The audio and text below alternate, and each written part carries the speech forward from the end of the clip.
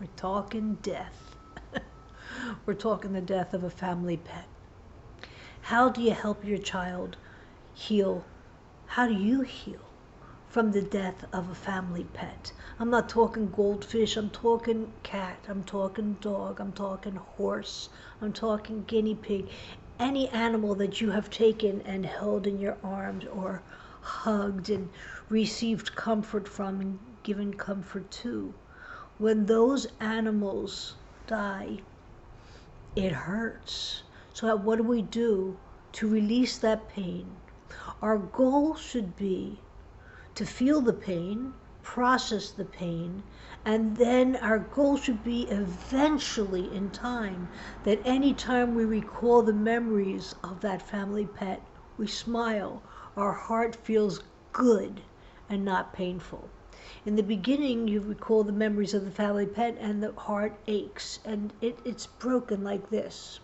And what you want to do is you want to be able to slowly mend it together so that it becomes whole and not any place for pain to come in again.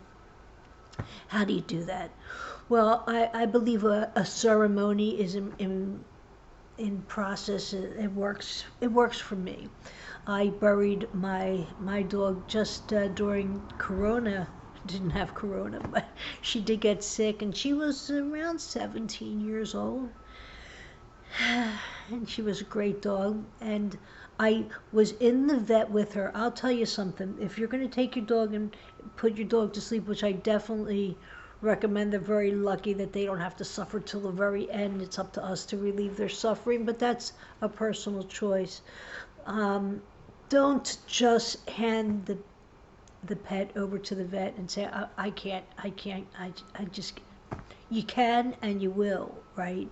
Show up for your pet until the end. What I did was I held my pet, or if my pet was down, I had my arms on it, and I sang every song that I ever wrote for that dog in the 17 years that she was with me. Every song that I ever wrote for him, which was many. And I comforted her and until the vet said that's it. And then I cried. I was there to help her. And then I took her home, and then I buried her. And then I promised myself that I would take time to heal. I was going to get another dog, but to take time to heal. And healing meant, for me, writing. I'm a writer. So healing meant for me to go and get my computer out and to write a story about my dog, to write a poem about my dog, just to release all the emotions into the words that I could get out and to save. I could save the writings. Some people would draw. I tried to draw my dog. It didn't work. I took a picture of my dog in her prime years that I had found and framed that small picture and put that up on my wall. Let's see if I could actually show you that picture. Let's see. There she is. She's up there. That's Murphy in her little raincoat. So those things heal. And eventually in time, get a different type of dog.